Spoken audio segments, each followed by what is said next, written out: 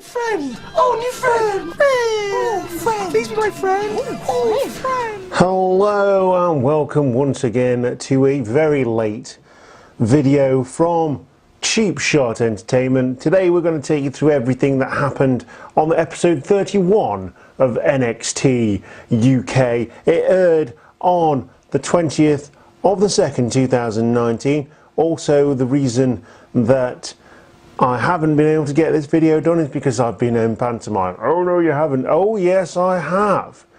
And that happened to be the first performance of said pantomime. But here I am now with my brand new announce table with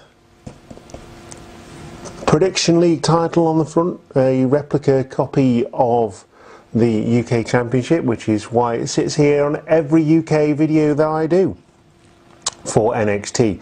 Anyway, I'm going to take you through everything that happened. It was filmed in Phoenix during the Worlds Collide tournament. That happened at the beginning of February, but they tend to book a place, film loads of episodes and then air them thereafter. I am happy, however, that they are now going for one show a week, because when they did 2 shows a week, it was really difficult to get things done. Anyway, you can click the subscribe button and do all the things that you do for a YouTube channel. If you like the content on Cheap Shot Entertainment, you are the Cheap Shot Nation. I am your host, Luke, and we're going to take you through everything that happened in NXT this week. So the first part of this show, we get a recap on the Women's Championship match from TakeOver Blackpool, where Toni Storm beat Rhea Ripley in a nice little hype package. We don't get many of these anymore, and see one on NXT UK. And they've actually put thought into it, they put history behind it, and it just brings everyone up to date. You know, if you've only just got the network, tuning into NXT UK, you want to know what's happened before without having to watch 29 episodes and a TakeOver Blackpool. However, I would recommend you watch TakeOver Blackpool because it was really, really good. So yeah, we get a nice little hype package in readiness for the main event of the evening, which was a UK Women's Championship match. We then go and into the first match, straight into the first match. It is Mark Andrews, the South Wales Connection or something like that. I think that's what they call themselves.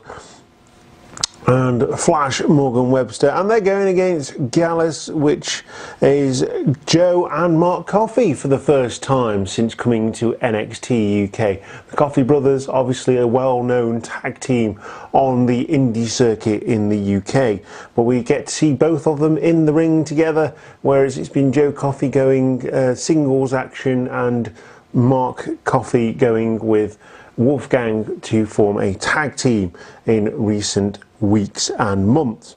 So the size difference here, it does play out major in this one. You've got 2 burly Scotsmen and 2 quite petite Welshmen going against each other in the ring. Obviously the size advantage goes to Gallus, but the speed advantage goes to Mark Andrews and Flash Morgan Webster. So obviously Gallus, they're just beating on Mark Andrews and Flash Morgan Webster, having their own way with them. Obviously not happy with what happened the previous week with Wolfgang getting beaten by the UK champion Pete Dunne. Another successful defence of his title, although it was never mentioned that the title was actually on the line. It was just going to be Wolfgang versus Pete Dunne. Anyway, they're just like picking apart their opponents. Like I say, the size advantage is massive. They're picking on Mark Andrews mainly in the first part of this match. Andrews does get a hot tag to Flash Morgan Webster. He takes out both Coffey brothers. It's not long before the Coffey brothers then get the advantage back in this match. There's a The Welsh superstars do fly at some point in this match towards the end of the match to get an advantage on the Coffey brothers, the much bigger Scotsman, of course. There's a splash in the corner. A Stundog Millionaire is hit by Mark Andrews, but Andrews is then smashed into the apron by Coffey, and the Coffeys then focus on with Mark Andrews out of the way, they focus on Flash Morgan Webster. Joe Coffey hits the best for the bells forearm lariat thing for the win, and Mark Andrews and Flash Morgan Webster are conquered. Gallus is your winners. Mark Andrews and Morgan Webster have to go back to the drawing board on this one, but Joe Coffey and Mark Coffey prove that they are a formidable tag team in the tag team division here on NXT UK.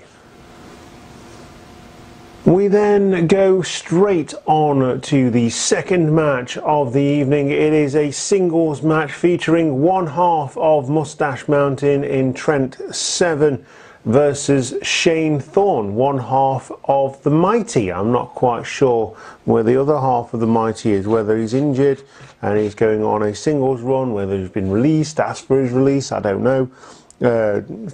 Details are a bit sketchy, but hey, he's doing pretty well for himself, is Shane Thorne. He was quite impressive in this match, and obviously being from Australia, he's prime candidate to go into NXT UK. I think he's on NXT and NXT UK, much like Trent Seven. And to be honest with you, from what I've seen of him in the two matches we've seen on NXT and NXT UK, he definitely deserves to be there. There's an early tie-up, Trent Seven getting the better of Shane Thorne in the early exchanges, jockeying for position. Thorne drops Seven with a forearm after getting frustrated and sends him over the top rope, and the focus point is now set for Shane Thorne as Trent Seven lands awkwardly on the outside on that well noted injured knee. But Shane Thorne also has an injured knee, so Trent Seven uses that to his advantage as well. Like I say, Shane Thorne really methodical in this match. Seven hits a couple of chops and a DDT and an overhand slap to Shane Thorne, very much bringing that British strong style out.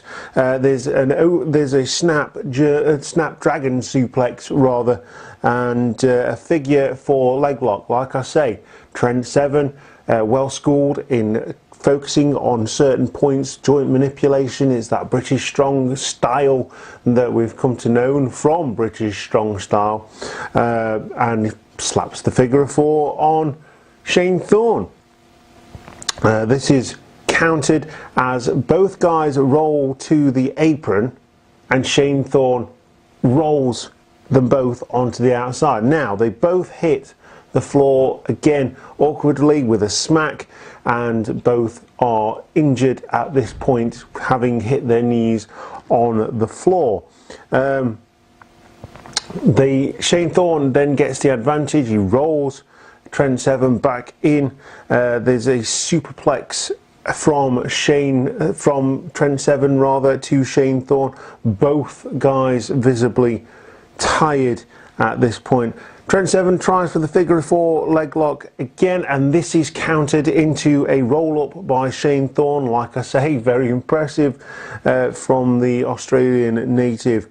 And rolls up for a near fall. Is a nice German suplex by Shane Thorne. Again, snap German suplex from Shane Thorne, the mighty one half of the mighty tag team on NXT. And he goes for a crossface chicken wing variant thing on Trent Seven, having worked the knees and the arms, of course, because the chicken wing obviously doesn't work on the legs. But Trent Seven manages to squeeze out of this. Shane Thorne never gets the hands locked in the monkey grip. Trent Seven manages to spin out of it, hits the 7-star lariat for the win and conquers Shane Thorne, conquers the mighty. Your winner in this match is one half of Mustache Mountain. It is Trent Seven. We then get a look at Jack Gallagher, who is apparently on his way to NXT UK. Probably be better used than he is on 205 Live. Chance to repackage Jack Gallagher as the fun-loving gentleman that we came to love from the original Cruiserweight Classic back in 2016, I believe it was. Incidentally, we haven't had another Cruiserweight Classic since, and we've already had another UK tournament and another Mae Young tournament, so I'd like to quite see another Cruiserweight Classic, the one that started it all. Anyway, yeah, he says he's making his debut next week. He's, I can't remember who he's going against now, I didn't write that down, but he's definitely making his debut on next week's show, so check that out. We then go to Joseph Connors, and he talks about the shiny new toys for Johnny Saint and NXT UK, and he talks about taking out Ligero and their history that they've had, of course, right here in the East Midlands, as well as all over Britain and possibly the world. But Joseph Connors talks El Ligero, or Ligero as he is now, because WWE don't like two names. It's only a matter of time before Joseph Connors is just called Connors, and wearing perhaps a Terminator suit, because that's what I come to think of when I think of Connors, although that's Sarah Connor. Come with me if you want to live. Anyway, so we then get a grizzled young veterans promo talking about how they had to impress the Yanks and get dragged out of Liverpool, where he'd rather be sat watching TV with his feet up and a brew with a biscuit than being in Phoenix, Arizona. And they basically proved that Britain and the British invasion is well on, and British wrestling is the best that the world has to offer. Only Lorcan and Danny Burch appear on stage, and they are dressed to fight. And Johnny says that they've got to wait until next week, but they don't wait. Charge down to the ring against the grizzled young veterans, and the veterans scurrying out of the ring very quickly in the typical heelish fashion. Incidentally, I really want a t-shirt from Liverpool's #1, because I think he's absolutely awesome. Anyway, that is basically the end of that segment, and we're going to go straight on to the main event now, which is for the NXT UK Women's Championship. And so your main event of the evening at NXT UK 31 was for the NXT UK Women's Championship. It featured the champion Toni Storm in her first defence of the championship against the woman that she beat at NXT TakeOver Blackpool for the championship in Rhea Ripley. I quite like both of these ladies. I like them for different reasons. Toni Storm, it just transcends, like, it's just really cool. And Rhea Ripley is showing a mean streak that we've not seen from her before. Well, in the inaugural Mae Young Classic, she was a babyface, and then she came back in the second Mae Young Classic, and she was a beast. She was the Mosh Pit Kid. She was brilliant. And obviously Triple H really likes her because she was the first ever champion back at Blackpool in TakeOver, and yeah, she's just really good at what she does, and the chemistry between the two Australian ladies is absolutely fantastic. So we're going to get into the match. Something I noticed as Rhea Ripley was making her entrance, she does the old mosh pit thing and the head banging thing. As she was walking down to the ring, her hair was stuck over her top lip, and it looked a bit like a mustache, which was quite funny, but didn't take away from the match. It just made me laugh, so I thought I'd mention it. So before we even start, Ripley looks laser focused in this match. She always is, but even more so because she wants to get that title back around her waist. Toni Storm is also very focused as well, being the champion, being her first defense of the championship, and knows what Rhea Ripley can do if she puts her guard down. Like I say, looks laser focused rather, not razor focused. I got that mustache hair on my mind. Anyway, so Rhea Ripley, like when I say she's laser focused, she attacks Toni Storm before the bell rings and gets the advantage, beats down Toni Storm. The referee eventually separates the two ladies, manages to get Rhea Ripley away. Checks with Toni Storm, says, can you continue? Of course she says yes, she's not going to give up, but yeah, obviously in a submission, a TKO, technical knockout, whatever, and I quit, Rhea Ripley would get the championship. It's not quite the same as a disqualification. Obviously the bell didn't ring, so she couldn't be disqualified. Storm does eventually get back into the match as she cross-checks Rhea Ripley, who is hitting her from all sides at this point. Hits a low drop kick on Rhea Ripley, and Rhea Ripley then drags Storm to the outside as she tries to get away from Storm. She drags her to the outside, regains control over the champion, and maintains the advantage for quite a lot of the match. Rhea Ripley tries to wear down Toni Storm, tries to wear down the champion with some body scissors, some leg scissors, sucking the air out like an anaconda. Every time Toni Storm takes a breath, Rhea Ripley's legs get tighter and tighter and tighter, sucking the air out of the champion, hoping that she will get the pinfall.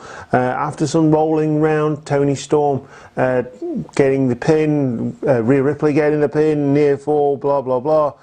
We see a huge comeback from Toni Storm before it's cut off straight away by another huge move from Rhea Ripley in the way of a drop kick.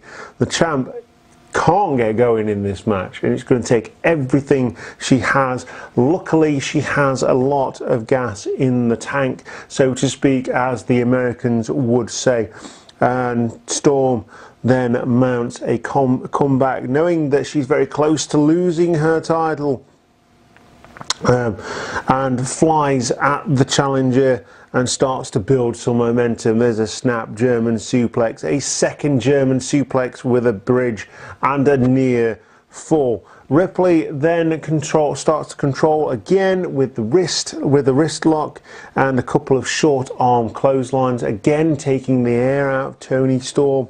This is countered again with a backstabber from Toni Storm, and the strikes exchange between the two ladies, and a headbutt from Toni Storm takes down Ripley for another near fall. Getting towards the end of the match now. Storm goes up top, but is countered with an enziguri. Bear in mind that Rhea Ripley is quite a big girl, tall wise. Enziguri is quite impressive as the other person is on the top rope. There's a superplex from Rhea Ripley. You think at this point that Toni Storm's given all she can give. She's going to lose the championship in the first attempt, and it's a near fall. Toni Storm kicks out. We have a very fighting champion in Toni Storm. We had a very fighting champion in Rhea Ripley as well. There's stomps to Storm, try and get the momentum back again. In the corner, Ripley charges at Toni Storm. Toni Storm manages to move out of the way, and this is where the match turns in favour of Storm. Storm moves in, catches Rhea Ripley as she is staggered in the Storm Zero powerbomb for the win. Rhea Ripley can't answer it. Toni's time is not over yet. Your winner and still UK Women's Champion is Tony Storm. And so that is everything that happened on NXT UK this week. It was episode 31. It aired on the 20th of February 2019, and it was filmed in Phoenix, Arizona during the Worlds Collide tournament. And I believe, from what I could see of the setup, possibly during Royal Rumble Access. So it was at the end of January. Anyway, so yeah, another great show. I can't say anything bad about it. There's quite a few promos in this one, but it furthers storylines. They know how to do those. They only get an hour, so it makes it very, very watchable. The last match, the ladies absolutely killed it, much like they did at Elimination Chamber. The first match was the best match on Elimination Chamber. You can check out that review on the channel as well. And like I say, this has been everything that's happened on NXT UK 31. And if you like the video, show us some love by clicking that like button, hitting that notification bell with a 7-star lariat, and hit a Storm 0 on that notification bell to know when we upload new videos. It's not just NXT UK, we go to a lot of indie shows in the UK. We're going to Sheffield, we're going to Nottingham twice this month, we're going to Hope Future again, we're going to lots of different things, and we're going to return to Aspire Wrestling, one of my personal favourites here in the East Midlands. So that's everything that's going to happen during the month of March. We hope you enjoyed the video. You are the Cheap Shot Nation.